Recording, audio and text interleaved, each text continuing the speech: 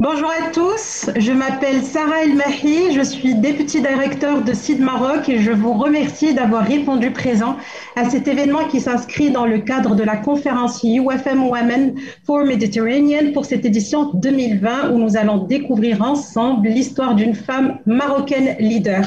Alors aujourd'hui, à l'échelle mondiale, y compris au Maroc, les femmes participent fortement à la croissance économique et leur potentiel n'est plus à démontrer. Ces femmes dirigeantes et leaders sont réputées pour leur qualité d'écoute, d'humilité et d'empathie et pour la plupart d'entre elles, le leadership participatif est un must et l'épanouissement de leurs équipes est parmi leurs objectifs principaux. Cependant, malgré ces qualités que je viens de partager avec vous, nous les femmes sommes encore sous-représentées dans les positions dirigeantes, que ce soit dans le secteur privé ou public.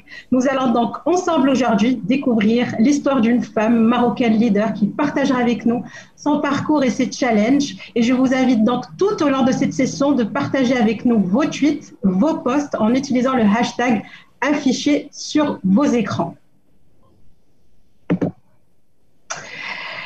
Alors aujourd'hui, je suis ravie et honorée de vous présenter Madame Samira Khemlichi, une femme marocaine d'exception, une des rares femmes marocaines à accéder à un poste de haut niveau dans le domaine de la finance et la première femme marocaine à être nommée PDG d'une filiale d'un groupe bancaire marocain.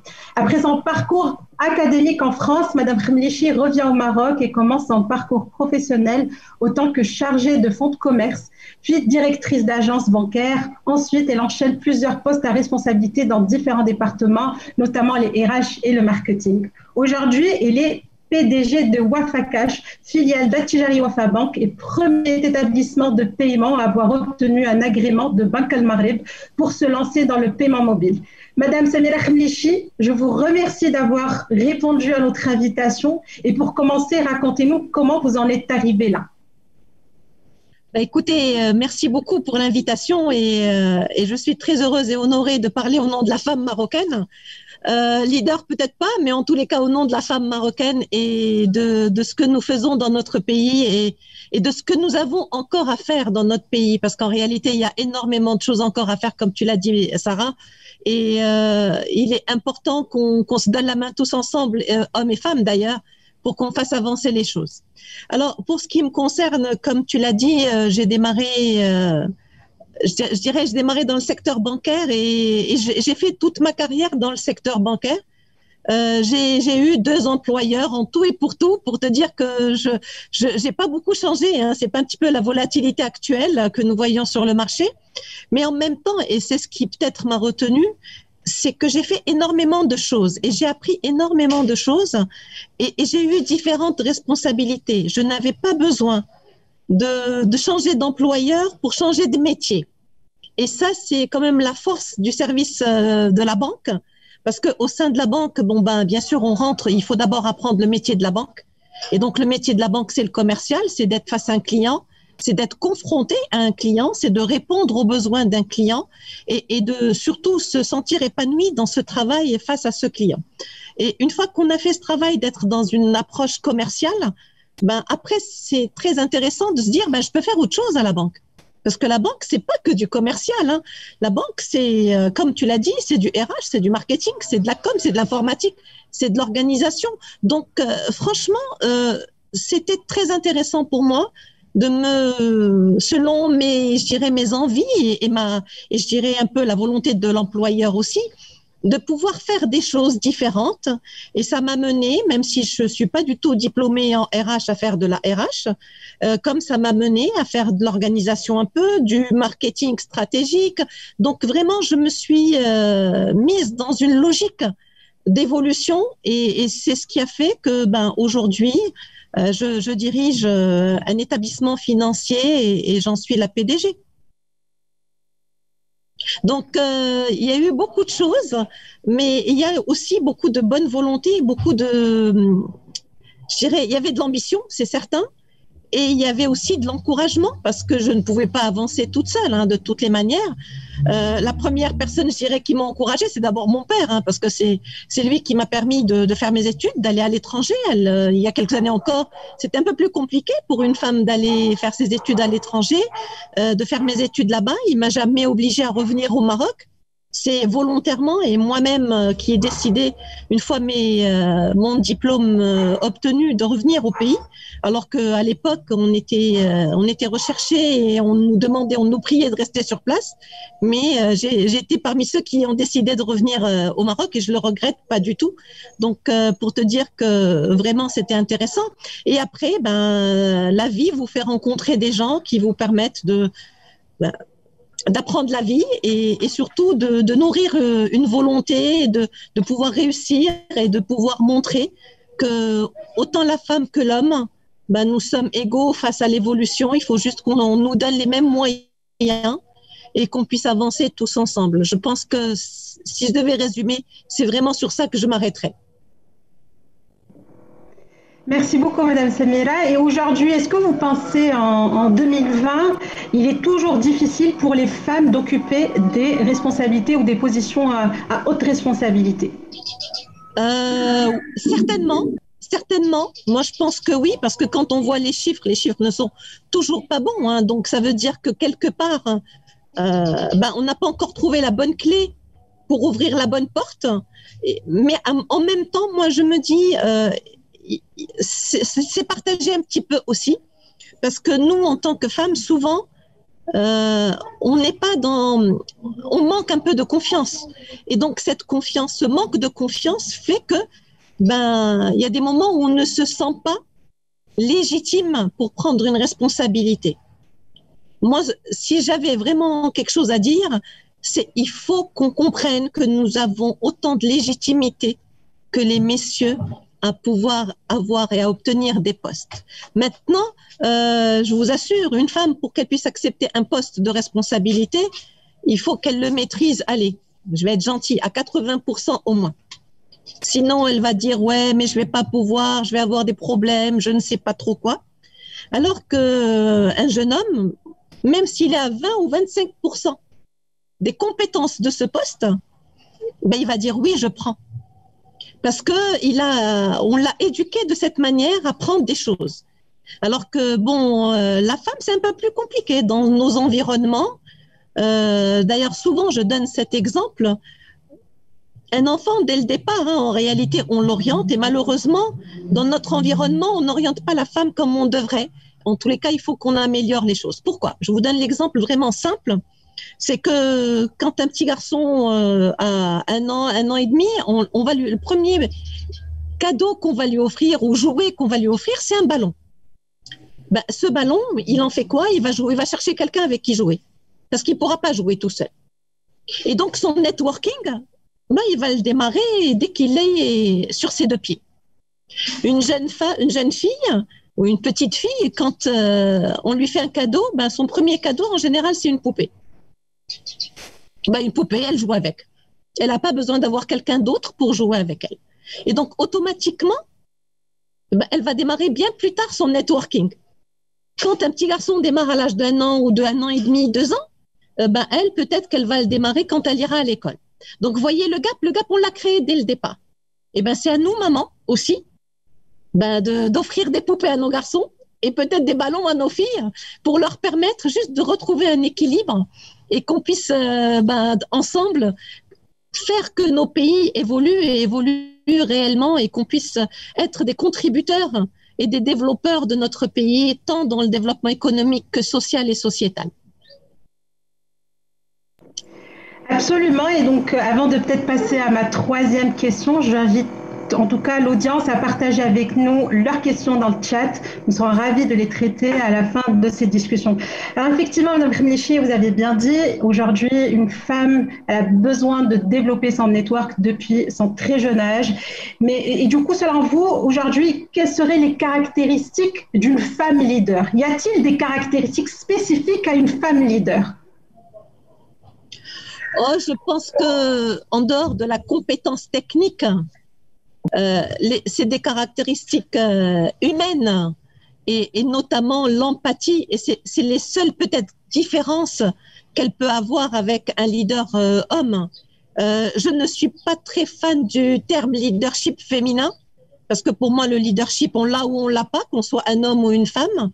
Mais moi, je dis juste que dans notre attitude de leader, eh ben, notre attitude change selon qu'on est un homme ou une femme parce que notre mindset n'est pas le même. Et donc, notre manière de réagir et de réfléchir n'est pas la même. Quand la femme réfléchit à plusieurs choses à la fois, souvent, bon, ben, les hommes vous disent non, on va faire ça d'abord, puis ça ensuite. Alors que nous, non, ben, on réfléchit à la maison, on réfléchit au bureau, on réfléchit aux collaborateurs, on réfléchit à l'environnement, on réfléchit à l'évolution. Donc, vous voyez, et automatiquement, c'est ce mix que nous avons peut-être un peu plus par rapport aux hommes, désolé messieurs, qui nous permet de créer un peu plus d'empathie, même si on est exigeant dans notre travail avec nos collaborateurs, mais le caractère humain reste quand même, et je pense qu'il va le devenir de plus en plus, au cœur vraiment de la stratégie d'un leader. Parce que le monde est en train de se digitaliser, les évolutions sont là, qu'on le veuille ou pas, il y a énormément de choses qui sont en train de changer. Mais il ne faut pas qu'on oublie un point important, c'est que nous sommes d'abord des humains. Et donc, c'est ce caractère humain qui fera la différence demain entre un leader qui est mobilisateur, entre un leader qui va créer l'innovation, qui va créer l'approche commerciale, qui va être dans une logique vraiment d'accompagner ses collaborateurs, et un leader qui se dit, ben, moi, je suis le boss, je suis arrivé. Ben ouais, c'est génial, c'est très bien. Ben maintenant, on n'a qu'à exécuter mes avis. Non, un leader et celui qui écoute, c'est quelqu'un de simple qui est aussi dans l'écoute, dans l'empathie et dans le partage. Donc vraiment, c'est sur ça que nous pourrons faire la différence entre leaders, sans parler de sexe. Donc aujourd'hui, vous estimez qu'il n'y a pas de différence entre un leadership féminin et un leadership, si je me permets, masculin. Perso, pour moi, il y a le leadership. Maintenant, tout dépend de la manière dont on a envie de manager et d'être ce leader. Alors, soit on est un leader empathique, soit on est un leader, pour ne pas dire un mot dur, mais difficile. Et donc, voilà. Mais le leadership, c'est quelque chose qu'on améliore au fur et à mesure dans le temps. Mais en même temps, bon, homme ou femme, in fine, c'est la même chose. C'est juste la façon de pratiquer ce leadership qui sera légèrement différente, mais qui s'adaptera au contexte dans lequel on travaille. Si une femme se trouve dans un contexte où il n'y a que des hommes autour d'elle, ben, son leadership sera peut-être différent que si elle se trouve dans un environnement où elle a des femmes autour d'elle. Donc, vous voyez, mais je pense que même un homme, ça doit être la même chose. En tout cas, je vous remercie d'avoir clarifié ce point, parce que nous avons tendance à faire justement une très grande différence entre un leadership féminin et un leadership masculin. Alors, Madame Samira Khmlichi, en 2018, vous avez été nommée par M. Mohamed El-Kettani, président-directeur du groupe Attijari Wafa Bank, à être la première femme PDG d'une filiale du groupe Attijari Wafa Bank. Comment vous avez vécu cette nomination? C'était assez particulier, hein, parce que effectivement, bon, moi je dirigeais déjà, j'étais directeur général déjà de la filiale, et j'avais un président de conseil d'administration qui est un homme que j'adore et qui était mon boss en réalité. Et donc bon, bah, j'ai vécu ça pendant des années sans aucun problème. Et en 2018, ben, Si Mohamed Kettani et Boubacar El-Jay, donc, ont décidé non, on va aller un peu plus loin, et non seulement tu es DG, mais on veut aussi que tu deviennes PDG, donc tu prennes vraiment la responsabilité totale de la filiale en tant que président, directeur général. Et donc, voilà, j'ai été un peu étonnée au départ, pour être franche, parce que je m'y attendais pas du tout. Je m'attendais pas du tout à ce que un matin ils viennent et qu'ils me disent écoute Samira, aujourd'hui en sortant d'ici tu deviens PDG. J'ai dit ok, fine, bien. Mais après c'est après que je me suis dit waouh, mais c'est quelle responsabilité, parce que une fois qu'on est PDG, c'est quand même je dirige un établissement financier. Sur la place marocaine, c'est la première fois qu'une femme dirige un établissement financier en tant que PDG. Donc, j'avais beaucoup de premières fois. La première fois qu'il y avait une PDG dans le groupe Tijari, la première fois qu'il y avait une femme dans un établissement financier, et j'étais là et je me disais ouais, mais bon, c'est que moi, hein, j'ai pas changé. C'est pas le titre, c'est peut-être le titre qui a changé, mais moi j'ai pas du tout changé. Et sincèrement, rien n'a changé dans mon quotidien. Ce n'était pas une source J'ai de plus, stress j'ai plus de supplémentaire? responsabilités, mais mon quotidien n'a pas changé. Dans ma famille, ça n'a pas changé. J'ai pas pris de galon en disant attention, je suis la PDG, vous ne me parlez plus. Hein. Donc, tu vois, c'est vraiment quelque chose qui a été fait de manière très naturelle. Et vraiment, je remercie Si Mohamed Ktani et Boubkar Jaï à l'époque de leur confiance parce qu'ils n'étaient pas obligés de le faire. Mais tu vois, mon attitude là est celle de quelqu'un qui se dit mais est-ce que réellement je méritais ça? Très probablement que oui, sinon ils ne m'auraient pas donné cette responsabilité. Mais c'est typiquement féminin de se dire waouh, mais est-ce que je mérite? Est-ce que je le mérite absolument? Voilà. Et Votre donc, est-ce que entourage, je le mérite? Il faut qu'on prenne l'habitude de le penser beaucoup moins et surtout de se dire ben, si on nous a donné quelque chose, profitons-en, mais c'est que réellement on mérite ce qu'on nous a donné. et donc, Madame Samira, comment votre entourage a réagi face à cette nomination? Franchement, bon, j'ai un mari qui était banquier, il me dit waouh, c'est top, tu as pris plein de responsabilités. Parce que être PDG, c'est beaucoup de responsabilités juridiques aussi. Mais franchement, ils étaient très fiers. Parce que de se dire première, ouais, ça leur a fait plaisir. Mais ils ne me ménagent pas pour autant. Hein. Si tu veux, l'entourage, une fois que le premier plaisir est passé, bah après, c'est du quotidien et on vit normalement. Hein. On n'a pas changé de maison, on n'a pas changé de quartier et voilà quoi, on est là où on est quoi. Je vais toujours faire mes courses le samedi au marché hein, pour que ça soit clair. En tout cas, moi, je vous ai rencontré dans le cadre de CID. Vous avez été non seulement mentor, mais vous avez aussi été, vous avez participé, vous avez été parmi le board qui dirige aujourd'hui CID Maroc. Vous êtes une femme exceptionnelle, je l'ai dit pendant mon introduction, mais je tiens aussi à le préciser. Une femme avec un grand cœur qui n'hésite pas à partager ses conseils, partager son vécu, son expérience avec les jeunes entrepreneuses et entrepreneurs, en tout cas, qui aujourd'hui font partie du réseau de CID. Alors, Madame Khmeichi, en mars dernier, le Maroc, comme le reste du monde, a été affecté par la crise sanitaire. Alors, nous avons tous été contraints de rester chez nous, confinés pendant plusieurs semaines. Vous, autant que PDG de Wafa Cash, comment vous avez réagi à cette situation d'urgence et quelles étaient vos premières décisions et mesures pour faire face justement à cette crise? Écoute, on l'a vécu de manière très sereine, malgré tout le stress qu'il y avait parce qu'on était face à l'inconnu. Nous l'avons vécu de manière très sereine. On a constitué un petit comité. Des directeurs, du COMEX, de quelques collaborateurs pour réfléchir à comment nous allions accompagner cette problématique. Parce qu'en fait, on était face à un inconnu qui s'appelait le Covid. Et on était face à un confinement qu'on n'a jamais vécu. Et on était face à plein de choses qui étaient là et qu'on sentait. Mais en même temps, bon, Wafa Cash, j'en ai pas parlé, mais c'est une structure qui au Maroc est de l'ordre de 2000 points qui sont au service du citoyen. Et donc, on est un vrai service public. Wafa Cash est une société qui a un réseau développé à travers le pays. On est présent dans plus de 430 ou 450 localités au Maroc, juste pour que vous compreniez. Et donc, c'était comment nous allions assurer le service et comment nous allions assurer la continuité du service au niveau du Maroc. Alors, pour ne pas faciliter les choses, Wafa Cash n'est pas présente qu'au Maroc. Elle est présente aussi dans d'autres pays d'Afrique subsaharienne. Donc, c'était comment nous allons gérer le Maroc et comment nous allons gérer les autres pays d'Afrique subsaharienne. Comment nous allons pouvoir gérer nos collaborateurs. Et là aussi, c'était toute une histoire. Parce que bien sûr, on avait nos PCA préparés, avec des espaces dédiés, avec des machines qui étaient déjà disponibles pour qu'on puisse démarrer en cas de pépin au siège. Mais en réalité, avec le confinement, ben, les PCA physiques n'avaient plus lieu d'être. Et nous sommes passés, et nous avons décidé avec l'équipe qu'on a constituée, en 2 jours, nous avons migré vers un PCA virtuel, totalement digital, où toutes les personnes étaient équipées de machines chez elles et qu'elles pouvaient travailler et assurer le quotidien de ces 2000 points de vente. Parce qu'en fait, on a 2000 points de vente qui étaient opérationnels et ouverts.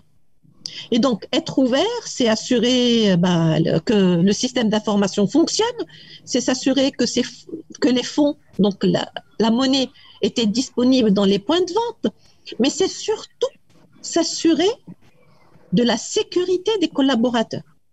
Parce qu'en réalité, c'est beaucoup de choses, hein, mais le plus important pour nous, c'est comment nous allons protéger les collaborateurs. Alors, une fois que le technique des gens du siège, on a tout arrangé, et on s'est retrouvé confronté à un problème simple aujourd'hui, mais qu'il était beaucoup plus à l'époque. C'est comment trouver des masques pour les collaborateurs en agence pour qu'ils puissent se protéger vis-à-vis de la clientèle. Comment trouver de l'alcool, du gel hydroalcoolique pour l'envoyer à nos collaborateurs en agence pour qu'ils se sentent en sécurité et qu'ils puissent assurer le service à la clientèle. Et je vous prie de me croire que ça n'a pas été facile. Parce que faire un PCA digital a été nettement plus simple et plus facile que d'acheter des masques et du gel hydroalcoolique. Il a fallu faire du networking. À l'époque, j'ai appelé une amie en disant « Écoute, j'ai besoin de gel hydroalcoolique ». Elle m'a dit « Tu vas être la première à être livrée ». Et donc, c'est grâce à ça qu'on a pu être livré dans les meilleurs délais pour pouvoir tout simplement assurer la sécurité de nos collaborateurs. Et à partir de là, on a vécu chacun dans nos espaces confinés. Mais ce que j'ai fait et qui était pour moi très important, c'est qu'on a énormément gardé le lien. On avait un comité tous les jours, même si c'est pour nous raconter une blague. Et je vous prie de me croire qu'on racontait pas beaucoup de blagues, mais plutôt qu'on parlait de choses sérieuses. Mais ce comité de tous les jours nous a permis de garder le lien, de nous parler et de pouvoir être en proximité par rapport aux uns et aux autres. On a aussi maintenu nos comités habituels qu'on faisait en séance, en salle et autres. On les a maintenus avec les équipes commerciales, avec les équipes du siège. Donc, on a essayé de garder ce lien.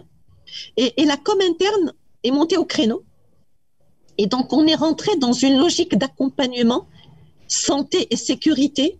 Et quand je parle santé, c'est la santé psychique, c'est tout. C'est beaucoup de choses. Et donc, la com interne est rentrée dans un événement de créer l'événement chaque jour. Et donc, chaque jour, la com interne était en train d'écrire à tous les collaborateurs pour soit leur donner des conseils, soit leur partager avec eux des choses à voir, d'aller visiter un musée virtuel, soit pour faire une heure de yoga, soit pour faire un cours de cuisine. Et donc, on est rentré vraiment dans une logique d'accompagnement des collaborateurs pendant toute cette période de confinement. Et Dieu seul sait qu'elle a été longue, parce qu'en plus, nous avons été sollicités par les autorités pour pouvoir distribuer les aides sociales qui ont été distribuées au Maroc. Et là, on s'est retrouvé avec une flopée de personnes qui passaient tous les jours, qui avaient besoin et qui étaient dans le besoin. Donc, il fallait absolument que nous puissions assurer le relais. Et à côté de ça, j'étais dans l'obligation aussi de voir ce qui se passait dans les autres pays où nous sommes présents et d'accompagner aussi chaque pays, je dirais, dans l'état d'évolution, de suivre. Quand j'entendais qu'un collaborateur était malade, j'étais au téléphone en train de chercher à comment il allait. Donc, tu vois, vraiment, on a vécu, et là, l'humain a été au cœur de tout. On était dans une logique humaine très, très, très importante. Et c'est ce qui nous a permis de passer, alhamdoulilah, les choses de manière vraiment très sereine, avec de temps en temps des stress, mais vraiment des stress qui étaient gérables. D'ailleurs, aujourd'hui, on s'est reconfinés et on est quasiment tous chez nous à la maison en travaillant et en étant connectés. Donc vraiment, c'était cette logique-là que j'ai essayé de mettre en place. Et franchement, je remercie tous ceux qui ont travaillé avec moi et qui nous ont permis de le faire. D'ailleurs, pour l'anecdote, vers la fin un petit peu du confinement, on a créé une chanson que d'ailleurs j'ai partagée avec toi. Absolument, c'était ma question.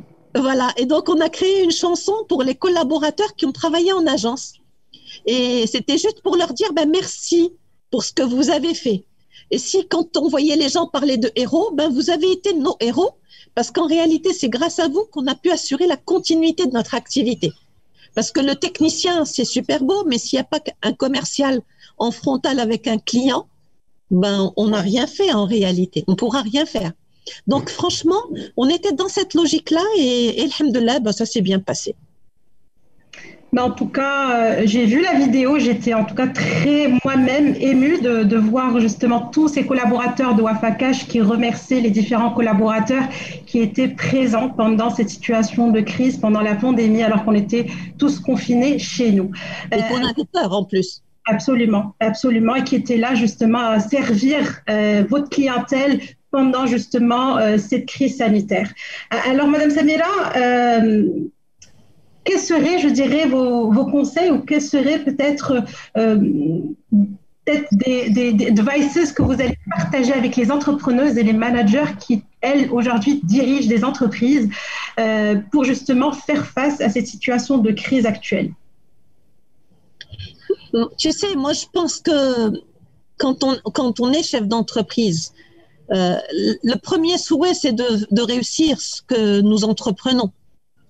Et donc, pour réussir ce qu'on entreprend, ben, il faut d'abord bien le maîtriser. Une fois qu'on le maîtrise bien, il faut se dire, ben, même si aujourd'hui la situation est difficile, c'est peut-être maintenant que je dois trouver de nouvelles opportunités. C'est peut-être maintenant que je dois peut-être changer tout simplement d'orientation. Si j'étais orientée clientèle physique à 100%, ben, peut-être que demain, je ne dois plus être dans cette logique-là. Je dois introduire le digital. Si je suis dans le digital, peut-être que non, je peux rajouter autre chose. Donc, en fait, franchement, en tant qu'entrepreneur, le vrai challenge de chacun, c'est de se dire, eh ben, j'accepte de me remettre en cause. La science infuse, elle n'existe pas. J'accepte de dire, ben, tiens, j'ai fait ça pendant des années comme ça. Où je viens de démarrer, j'ai pensé à faire comme ça, mais en réalité, peut-être que je me trompe. Et donc, si on accepte de se dire qu'on s'est trompé, qu'on peut changer, ou que tout simplement, l'environnement a changé et donc ma vision ne peut plus être la même, c'est le premier, je dirais, premier challenge qu'on doit relever. Le second challenge, c'est vraiment d'aimer ce qu'on fait. Parce que si on est dans une logique d'apprécier ce qu'on fait et qu'on est dans une logique de partage, d'abord les gens qui travaillent avec vous, ils ont envie de travailler avec vous et donc ils vous accompagneront. Et si vous les valorisez, ben ils vous valoriseront aussi. Et donc automatiquement, si on arrive à faire ça, si d'un côté on accepte de se remettre en cause, si de l'autre on accepte aussi d'être dans le partage et l'écoute des autres, ben je crois qu'en général on peut que réussir. Il n'y a aucune raison qu'on ne réussisse pas. Et se dire aussi, il faut être ambitieux, mais il faut avoir les moyens de son ambition. Ben, rien ne s'est fait du jour au lendemain, même le monde s'est créé en 7 jours. Donc je dirais, on va y aller petit à petit. Et ben, le premier mois, je vais faire ça, le second, je vais faire ça. La première année, je vais être à ce niveau-là. La troisième, voilà comment je serai. Et il faudra se challenger pour réussir et arriver à ce qu'on a envie de faire. Même si, effectivement, je sais, aujourd'hui, on a eu le Covid, demain, ça peut être autre chose, hein, les virus et les trucs. On continuera à vivre avec des problématiques. Aujourd'hui, c'était une problématique sanitaire. Demain, ça peut être une problématique autre à laquelle nous ne pensons même pas aujourd'hui. Donc, c'est de se dire comment, à partir de là, ben, je vais pouvoir m'adapter et je vais pouvoir réagir et contrecarrer ben, cette difficulté par une idée. Et de faire que mon idée se transforme en réalisation. Je vous remercie beaucoup, Madame Samira, et je pense avoir posé plusieurs questions. Je donne donc la parole au public pour partager avec nous ces questions. Nous en avons déjà reçu quelques-unes que je vais partager avec vous. Alors, parmi les questions que nous avons reçues dans le chat, Madame Rnichi, pensez-vous que le monde post-Covid-19 sera plus ou moins adapté au style de leadership et d'entrepreneuriat féminin? Il le sera davantage. Il le sera davantage. Parce qu'en fait, de plus en plus, on va mettre l'humain au cœur des préoccupations. Et quand je dis l'humain, c'est autant les collaborateurs que les clients. Et du coup, plus on va réfléchir en empathie, plus on va réfléchir en proximité, en écoute et en simplicité, et ben plus les femmes devraient normalement être au top du top. Donc maintenant, il faut juste qu'elles aient cette confiance en elles pour se dire c'est le moment ou jamais, pour que je puisse avoir ma place et surtout pour être une vraie contributrice au développement social et sociétal de nos pays. Parce que on ne peut pas se permettre aujourd'hui d'avoir la moitié de la population d'un pays, parce que plus ou moins dans tous les pays, nous sommes à 50-50, d'avoir la moitié de la population qui est quasiment pas opérationnelle, juste parce que c'est des femmes, c'est pas permis. Nos pays ne peuvent pas se permettre d'avoir autant de personnes qui sont diplômées, qui ont toutes, je dirais, les chances de réussir et qui se disent, oui, mais bon, je sais pas si je peux ou je peux pas. Non, on se lance, on se jette à l'eau. On réussit, tant mieux. On réussit pas, le droit à l'erreur existe et il faut refaire et il faut refaire et refaire et refaire. Donc, je pense que les femmes, elles ont toutes leurs chances, au contraire, de pouvoir faire évoluer les choses. Merci. Alors, on reçoit encore pas mal de questions dans le chat. Parmi celles-ci, avez-vous des suggestions pour les femmes à la recherche d'opportunités de mentoring? Et d'ailleurs, êtes-vous même un mentor? Oui, bien sûr, je suis mentor. Je suis mentor avec CID. Je suis aussi mentor avec une association qui s'appelle Mentor L au Maroc et qui mentore un certain nombre de jeunes femmes. Je suis dans Women Working for Change avec le groupe Jeune Afrique et là aussi on réfléchit à des sponsors, donc à un level même un peu plus important que le level du mentor pour accompagner des jeunes femmes à faire davantage encore. Bien sûr, moi je pense que aujourd'hui il est important qu'on soit dans le partage et qu'on soit aussi dans l'écoute et la simplicité. Un leader n'a pas besoin d'être gradé pour qu'on dise c'est un leader.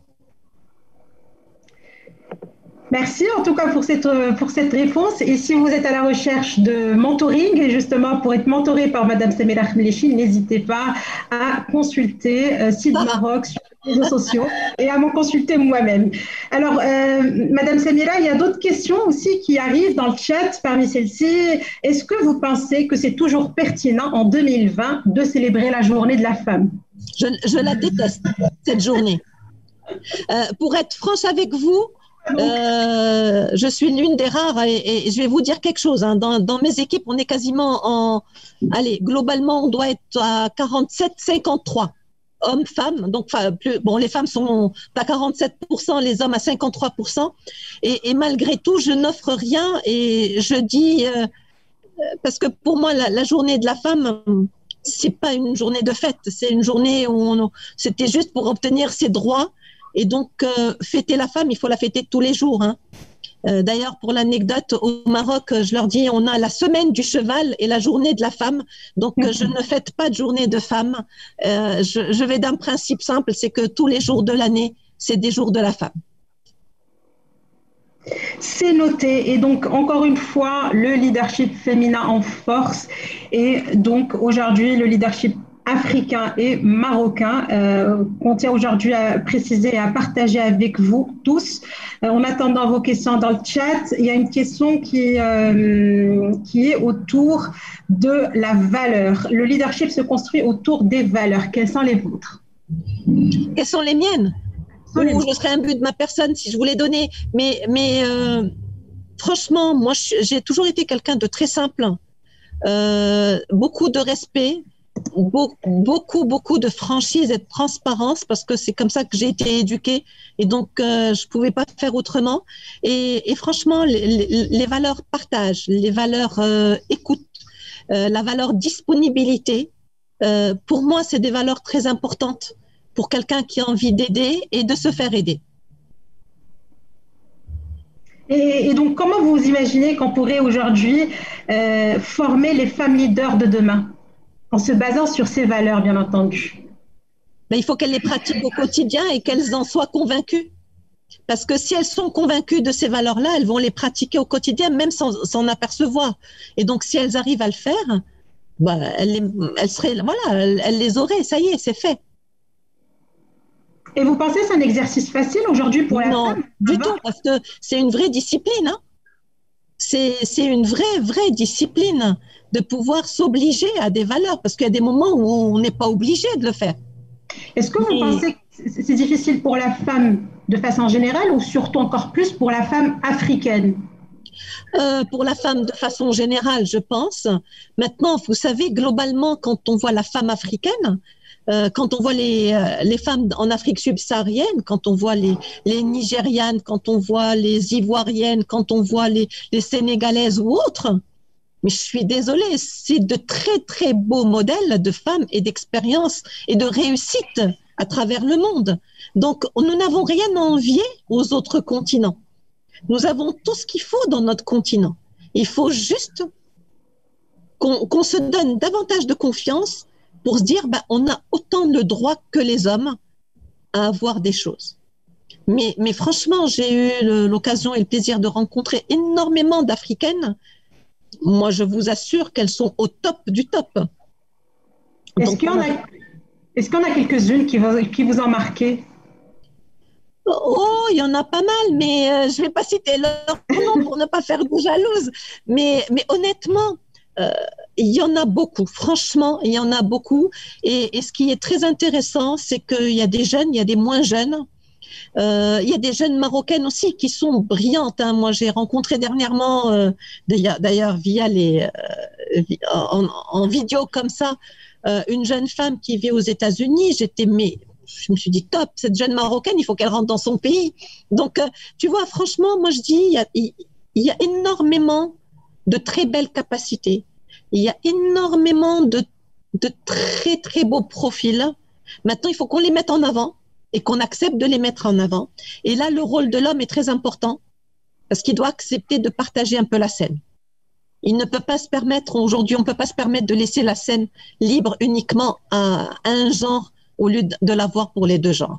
Et donc, ce partage de la scène est important et j'espère qu'on nous écoute et qu'on va partager davantage la scène avec les femmes marocaines, mais pas que, mais avec les femmes africaines en général. En tout cas, je l'espère. J'espère aussi, hein, je croise les doigts. Alors, on a encore d'autres questions qui arrivent dans le chat parmi celles-ci. Vous, Madame Samira Khelmlichi, est-ce que vous avez été inspirée par une femme, une personnalité féminine et quelle est la personnalité féminine femme qui vous inspire toujours? Alors, qui vous a inspiré peut-être auparavant pour justement en arriver là, être la première PDG aujourd'hui marocaine d'une filiale bancaire? Et quelle est la femme aujourd'hui ou la personnalité féminine qui vous inspire toujours? C'est selon les âges. J'ai eu plusieurs femmes qui m'ont un petit peu inspirée au fur et à mesure. Hein. Jeune, c'était Mère Teresa, tu vois, et au fur et à mesure, ça a évolué. Il y avait Indira Randi, tu vois, donc j'en ai vu pas mal, mais il y en a une actuellement que j'aime bien, qui n'a rien à voir avec le monde de la finance ou quoi que ce soit, mais qui, je trouve, fait de très, très belles choses. C'est Michelle Obama, parce que je trouve que cette dame, elle est super bien. Être femme de président, c'est pas facile. Et en même temps, elle l'a assuré d'une manière vraiment très, très belle. Comme quoi, le leadership peut se mettre en pratique même en dehors du cercle professionnel. Et d'être femme d'un président qui a accepté de partager la scène, ça c'est très important. Bien sûr, c'est pour ça que je parlais de partager la scène tout à l'heure. Hein. C'est vraiment important qu'on accepte de partager la scène. Madame Khelmlichi, votre définition du succès en 3 mots?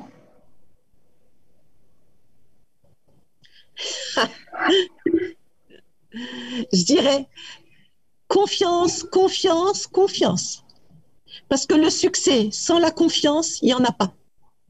Donc, plus on va avoir confiance en soi, plus on va avoir confiance en son environnement et confiance autour des gens qui nous entourent, plus le succès sera au rendez-vous. Ça, j'en suis convaincue. En tout cas, Madame Khelmlichi, merci d'avoir partagé avec nous votre histoire et vos conseils. On ne peut qu'être admiratif devant vos réalisations et votre parcours. Mesdames, j'espère que cet échange vous a inspiré et vous a donné envie de se dépasser et de suivre le même chemin en allant de l'avant sans hésiter à prendre des risques. Madame Samira, un dernier mot pour la fin? Écoutez, merci beaucoup encore une fois de m'avoir invitée et de m'avoir permis de partager un petit peu mon expérience. Je vais être franche avec toi, hein, tu me connais. je ne suis quasiment pas sous les radars et donc je n'ai aucune envie d'être sous les radars, de parler de moi. Donc c'est pour te faire plaisir que j'ai accepté d'abord de répondre à tes questions. Et franchement, moi je dis le mot de la fin, si vraiment nous avons confiance en nous et qu'on s'engage à aller de l'avant, il n'y a aucune raison que les portes ne s'ouvrent pas. Si vraiment on est dans une logique de se dire il n'y a pas de raison que je ne réussisse pas, il faut que je trouve les moyens, que je me débrouille, pour pouvoir réussir, je réussirai. Maintenant, il faut aussi se dire la réussite à 100%, on ne l'obtient pas dès le premier coup. On va faire des essais et on essaye. Et plus on va essayer, plus on va trouver réellement notre chemin. Et c'est comme ça qu'il faut qu'on accepte de se tromper, qu'on se casse la gueule un petit peu, qu'on rate des choses, parce que c'est comme ça qu'on va faire des choses encore plus belles et il n'y a pas de raison qu'on ne les réussisse pas. Donc, acceptons d'avancer, acceptons de se donner la main et acceptons de partager. Et je suis sûre que la réussite sera là. Et surtout, acceptons de dire, nous avons autant de droits que les hommes, il n'y a pas de raison que les femmes ne puissent pas évoluer et réussir de la même manière. Merci beaucoup pour le mot de la fin et je vous remercie vous tous d'avoir été présents pendant cette session et je vous donne donc rendez-vous demain pour une nouvelle session à 9h30 sous le thème « Comment prévenir et combattre la violence à l'égard des femmes dans le contexte d'une crise ». Merci à vous tous, j'espère que cette session vous a inspiré, vous a poussé à aller de l'avant et à très très bientôt. Merci. Merci encore, au revoir.